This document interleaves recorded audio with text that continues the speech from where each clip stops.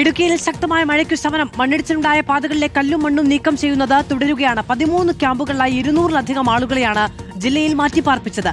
ഇടുക്കിയിലും മുല്ലപ്പെരിയാറിലും ജലനിരപ്പ് ഉയർന്നതിനൊപ്പം ചെറുഡാമുകൾ തുറന്ന് വെള്ളം പുറത്തേക്ക് ഒഴുക്കുന്നത് തുടരുകയാണ്.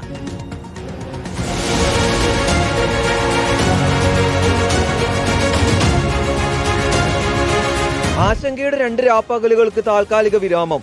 ഇന്ന് തെളിച്ചമുള്ള പകലായിരുന്നു ഇടുക്കിക്ക്. ലോ റേഞ്ചിലും ഹൈ റേഞ്ചിലും മഴ മാറിയത് ആശ്വാസമായി. ഇന്നലെ രാത്രിയിലുണ്ടായ ശക്തമായ മഴയിൽ അടിമാലി കുമളി നേരുമംഗലം അടിമാലി ദേശീയപാതകളിൽ മണ്ണിടിച്ചിലുകൾ ഉണ്ടായി. ഇവിടങ്ങളിൽ ഗതാഗതം പൂർണ്ണമായും പുനഃസ്ഥാപിക്കുന്ന പ്രവർത്തികൾ തുടരുകയാണ്. ഉരുളുപൊട്ടിയിരിക്കുന്ന സ്ഥലത്തിന്റെ മോൾ ഭാഗത്തായിട്ട് ധാരാളം കല്ലുകൾ ഇങ്ങനെ നിരങ്ങി നോക്കിയിരിക്കുന്നുണ്ട്. അപ്പോൾ അതൊക്കെ ഈ അധികാരികളൊന്ന് പൊട്ടിച്ചു മാറ്റി ക്രമീകരണങ്ങൾ ഉണ്ടാക്കിയില്ലെങ്കിൽ ഇതുപോലെ ഈ ഒരു പാതയിൽ കൂടി നിരവധി വാഹനങ്ങൾ കടന്നു പോകുന്നതുകൊണ്ട് ഇവിടെ തീർച്ചയായിട്ടും ഭീഷണി തന്നെയാണ്. മണ്ണിടിച്ചിൽ ഭീഷണിയെ തുടർന്ന് 200-ലധികം ആളുകളാണ് ജില്ലയിലെ വിവിധ ക്യാമ്പുകളിൽ കഴിയുന്നത്. എന്നാ ചെയ്യണേ, ഞങ്ങൾ രോഗികളെ എങ്ങനെ അവിടെ കിടക്കും? ഞങ്ങൾക്ക് കിടക്കാൻ പറ്റില്ല.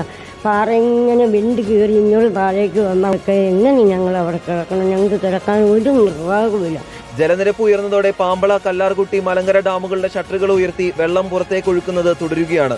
ഇടുക്കിയിൽ ഒറ്റ ദിവസം കൊണ്ട് 4 അടി വെള്ളവും കഴിഞ്ഞ 2 ദിവസം കൊണ്ട് 11 അടി വെള്ളവുമാണ് ഉയർന്നത്. എന്നാൽ മുല്ലപ്പെരിയാറിലും ഇടുക്കിയിലും ആശങ്കപ്പെടേണ്ട സാഹചര്യമില്ല എന്നാണ് അധികൃതർ പറയുന്നത്.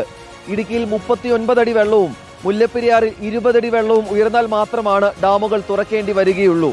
വീഡിയോ ജേർണലിസ്റ്റ് ജിതി മാങ്ങാനത്തിനൊപ്പം reporter Rahul Suresh, in reporter, Idukki.